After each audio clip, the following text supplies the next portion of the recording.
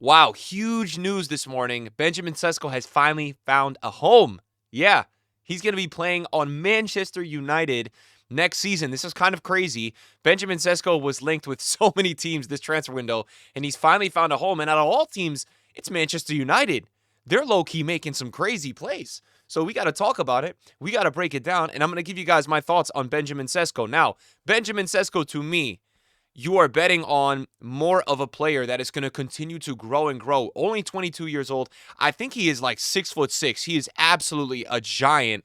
And he's one of those footballers that you don't see too often that is this tall and is also this good with the football. Not saying he's a direct Zlatan Ibrahimovic regen, because he doesn't really have the skills like that. But in the footage I have seen, he moves incredible for his size.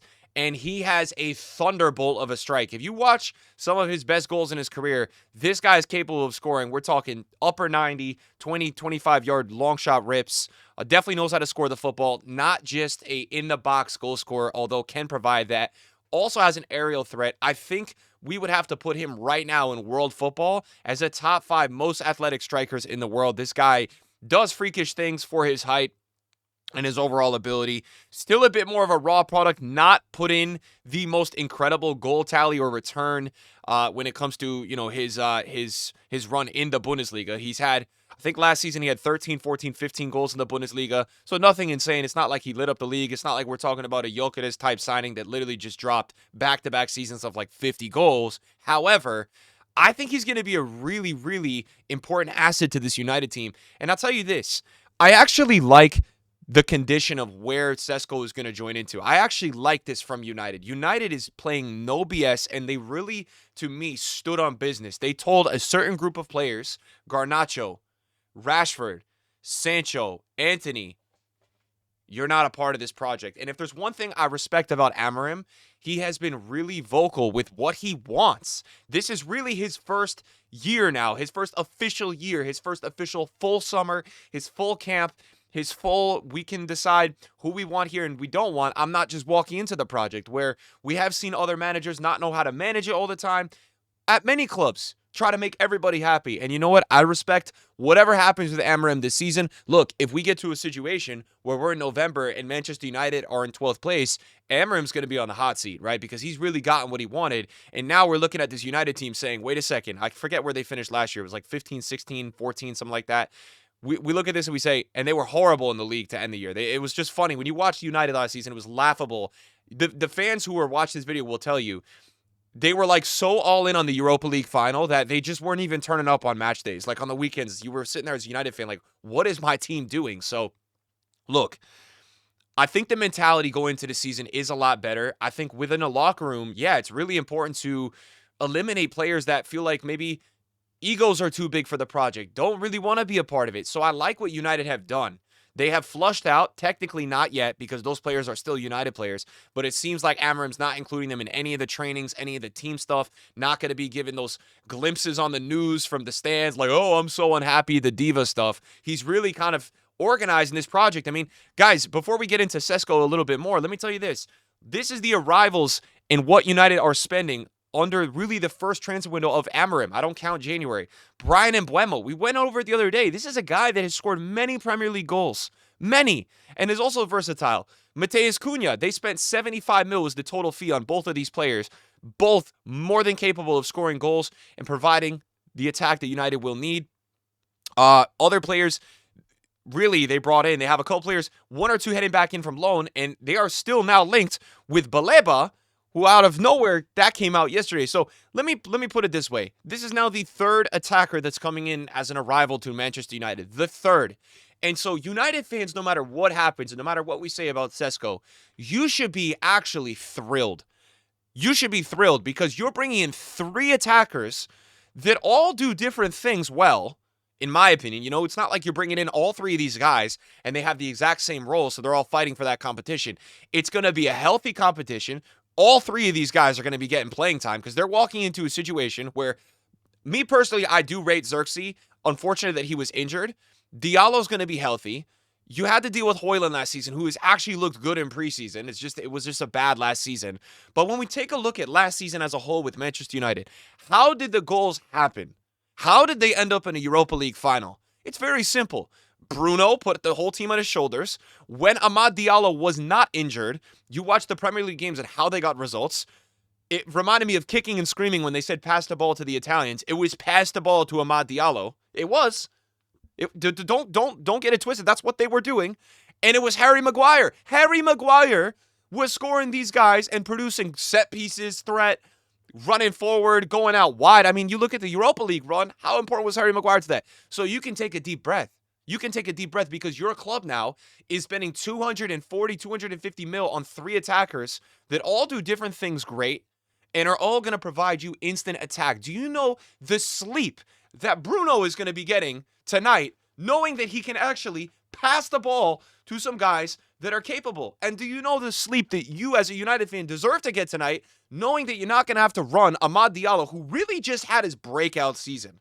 Amad Diallo was always a player that had all this hype, had all this talent, but we never saw it really until last season. We knew it was possible, and then we were like, whoa, right? He really contributed until the injury, but now he's not going to be in a situation where he has to get injured because he's not going to have to carry the whole load of the team. I can't believe, knock on wood, that Bruno hasn't been injured because Bruno's been having to carry them so much.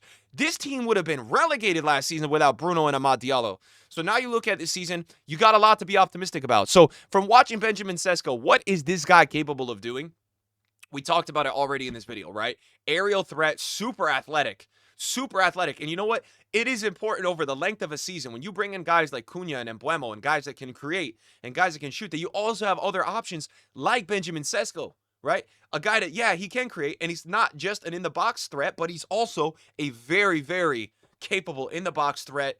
Not a slow guy either for his height, and definitely able to link up the play in the minutes that I have watched of him, guys.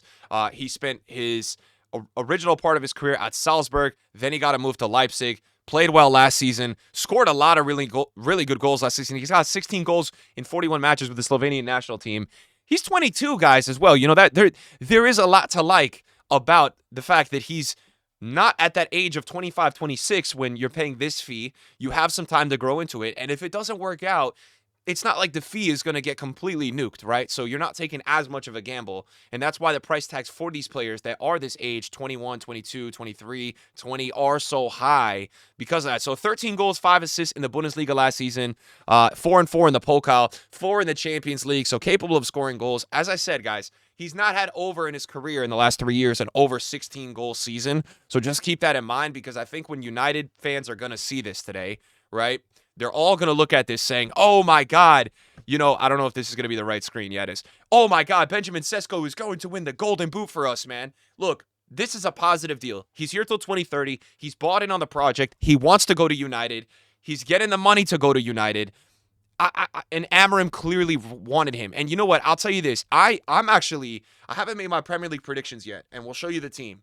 You know, this is kind of what United are looking at. Now, Baleba, we don't know about that. Martinez, we got to get him fully healthy. Not Delict. Donnarumma, you know, that's really up in the air too. So goalkeeper, right center mid in this lineup, that's not necessarily going to be there. That's what United fans, this is a desirable lineup. But let me tell you this lineup is more than capable of getting them back into the top 7. It is.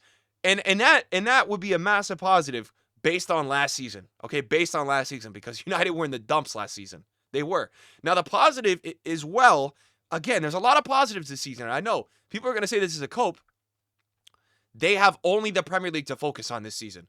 So for me, it's actually such a dream scenario for the transfers going in and for Amorim to get that bond with these players, to get these guys like De Ligt, like, you know, Euro really performing at their best without too many midweek distractions. They can just focus on every single game day. So I expect Amad Diallo to play absolutely incredible this season.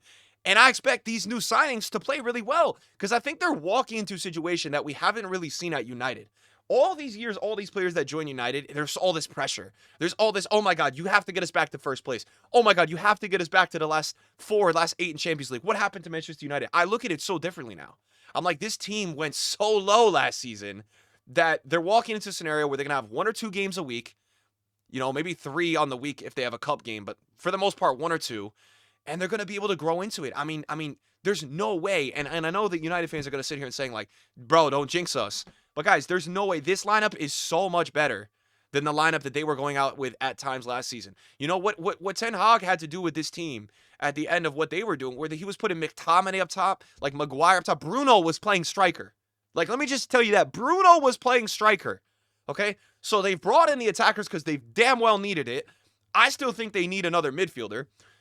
But the fact of the matter is, this is really good if you're a United fan. I'm happy for you guys. You are going to be much better next season. Much better. I mean, Diallo and Bruno are going to be sleeping 12 hours of REM sleep tonight, knowing that they have Cunha, Sesko, and Buemo as options up top. And look, you still got, when you take a look at the team, right? When you take a look at the squad, you still got Xerxes, which you wanted to see him prove himself. I felt like towards the end of last season, Mason Mount finally found himself a little comfortable. He's been injury prone. He's still 26, guys. Mason Mount is a guy that contributed to Chelsea winning the Champions League when everybody thought that Man City was going to just destroy everybody that season. So Mason Mount seems to me bought in on the project. I'd like to see more out of him next year. You still got young talent like Kobe Mino, like Dorgu that keep playing better and better, especially Dorgu. He's phenomenal. Ugarte's going to now join into his second season. Guys, I honestly, there's a lot to like as a United fan. You don't got to deal with this crap that, you're worried about Højlund. If Højlund's getting some runtime still with those attackers and he's playing well, great. He's going to be even more motivated to earn it. There's less pressure directly on that guy to go out and perform and do everything that United fans ever dreamed of. And that's what I'm saying. I like they're bringing in these guys. The fees are the fees, guys. This is the market. Look, I know there's going to be United fans. Oh, my God, we're overpaying. Oh, my God, we're overpaying. You are buying a 26-year-old, a 25-year-old, and a 22-year-old who all just scored double-digit goals last season. 2 of them were in the Premier League, which is going to be even more of a premium. And then Cesco is a guy that has incredible potential. He has incredible potential. So, I look at this moves from United. They are doing the right things heading into next season. I know you guys are tired of being memed. I'm really optimistic for you heading into this season. I still think it's going to take some time to plug in the pieces and get things right. And obviously, look, you're making signings still at this point in August. We're getting really close to the season starting. But, guys, this is absolutely incredible for United. This signing today, I love it. Sounds like Sesko was really happy to go there. And, dude, Newcastle, man. Newcastle, they might make one signing this offseason, this summer, and it might be Jackson. What? Newcastle missed on everybody. It's crazy to see that.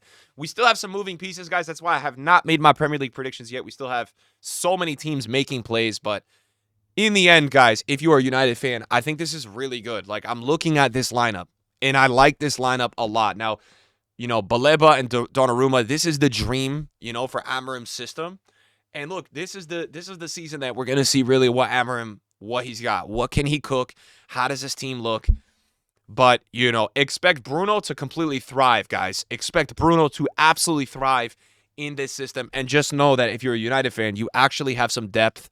And it's something that you just love to see, man. Honestly, because last season it got to a point with United where it got so depressing that you can't even make fun of the team. Like, you can't, for all the memes in football Twitter and the football world, it was getting depressing to make fun of Manchester United. It was. So I want to see this team do well again. It's been too many years now where we just haven't seen it out of them. And it's been really too many years since they had some proper attackers. So if United can even just get 1 or 2 of these signings playing well, God bless it. God bless it. There's more attacking support. There's players to go to. It can't just be Bruno and Diallo and Harry Maguire. It's got to be more than that. So let's see how the season unveils. And thanks for watching the video today, guys. Peace.